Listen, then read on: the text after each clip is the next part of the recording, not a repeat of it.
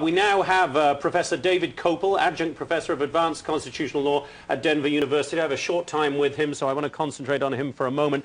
Professor, thank you, first of all, very much for being here. Well, thank you for having me. You, as I was saying just before you got seated, we had very emotional moments yesterday at the hearing with Congresswoman Gabby Giffords making that statement at the beginning.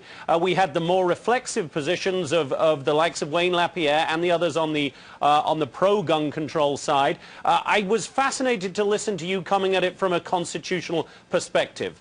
And your perspective was pretty straightforward too, that the right to bear arms is enshrined in the Constitution, and that is that. That's right. And the Second Amendment is not any more absolute than other parts of the Constitution, such as the First Amendment. And both the freedom of speech, the freedom of religion, the right to keep and bear arms do have absolute parts, but that doesn't prohibit any possible law on the subject. So we can have strong gun rights and reasonable gun controls, and the ones that are reasonable are the ones that improve public safety without infringing the ability of law-abiding people to own and carry the firearm of their choice for lawful self-protection. So from a constitutional perspective, in your view, it would be unconstitutional to instigate an assault weapons ban? Sure, because the assault weapons is really a misnomer made up by the gun ban lobbies. They're just regular guns that happen to look like machine guns, but they fire like ordinary guns. You press the trigger one time, you get one bullet, just like every other ordinary firearm.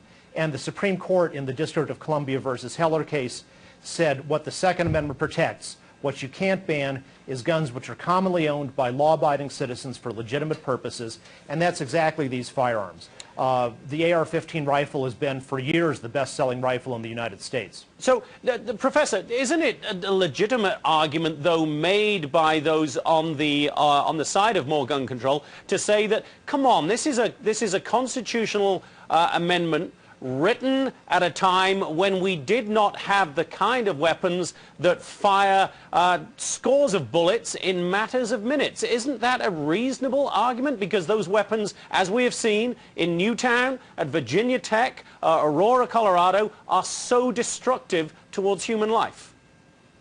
Well, you could make the same point about the First Amendment. Is back in the olden days, if a newspaper libeled somebody, how much damage it could do would be pretty limited. But now with television, television's far more powerful than an old-fashioned newspaper printed on a Franklin press and can destroy people's lives and reputations in just seconds. Look at how MSNBC made up this fake video yesterday libeling the people testifying in Connecticut State Legislature and falsely accused them of heckling somebody. That lie spread around the world literally within minutes. The media is much more powerful than it used to be. But if you think the media is too powerful or the Second Amendment's too powerful, the solution is to obey the Constitution and propose an amendment. Would universal background checks be constitutional in your view, Professor? It depends on how they're done. If they have gun registration in them, no, they're not.